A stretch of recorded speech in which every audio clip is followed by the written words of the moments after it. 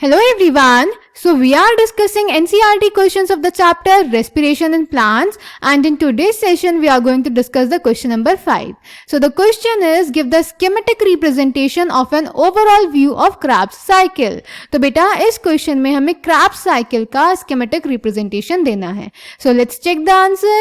तो बेटा Krebs cycle को हम citric acid cycle भी बोलते हैं और TCA cycle यानी ट्राई कार्बोक्सिलिक एसिड साइकिल भी बोलते हैं. ये माइटोकॉन्ड्रिया के मैट्रिक्स में होती है. Krebs साइकिल इसको इसीलिए बोलते हैं क्योंकि ये दी थी हैंस क्रैब ने, तो उनके नाम पर इसका नाम पड़ गया Krebs साइकिल.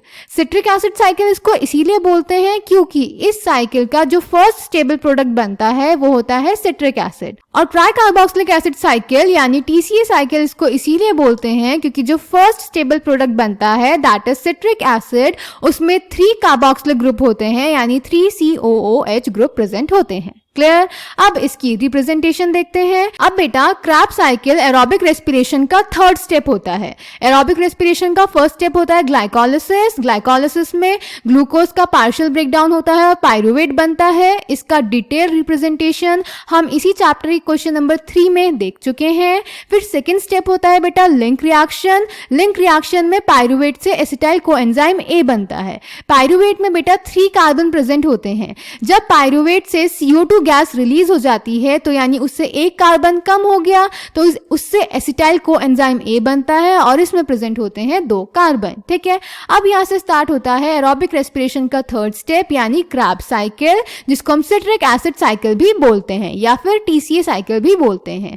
तो इसमें बेटा सबसे पहले एसिटाइल कोएंजाइम A रिएक्ट करती है ऑक्सैलो एसिटिक एसिड के साथ जिसमें 4 कार्बन प्रेजेंट होते हैं और साथ ही साथ वाटर मॉलिक्यूल के साथ, और इनका कंडेंसेशन रिएक्शन होता है और बन जाता है सिट्रिक एसिड. अब एसिटाइल कोएंजाइम A में 2 कार्बन थे और ऑक्सैलो एसिटिक एसिड में 4 कार्बन थे, तो 4 + 2 तो सिट्रिक एसिड में 6 कार्बन होते हैं. अब सिट्रिक एसिड से बेटा CO2 गैस रिलीज होती है यानी इसका डीकार्बोक्सिलेशन हो जाता है और बन जाता है अल्फा कीटोग्लूटारिक एसिड. अब क्योंकि एक कार्बन कम हो गया CO2 की फॉर्म में तो अल्फा कीटोग्लूटारिक एसिड में 5 कार्बन प्रेजेंट होते हैं और इसी स्टेप में NAD+ से NADH + H+ भी सिंथेसाइज होता है.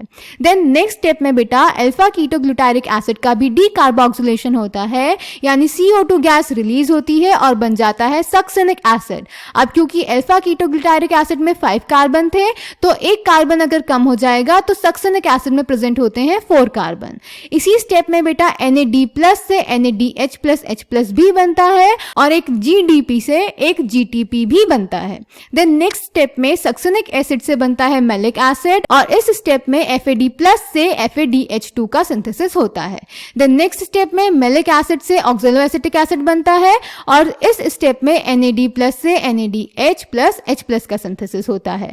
तो आप देख सकते हैं ये जो साइकिल थी हमने स्टार्ट करी थी एसिटाइल कोएंजाइम A के reaction with oxalo acetic acid के साथ और एंड में कंप्लीट करके वापस ऑक्सैलो एसिटिक एसिड रीजनरेट हो गया, दोबारा से बन गया. तो इसीलिए ये एक साइक्लिक पाथवे है. क्लियर. तो ये था बेटा आपका आंसर नंबर 5 Krebs साइकिल का representation. I hope this question is clear to you. Thank you.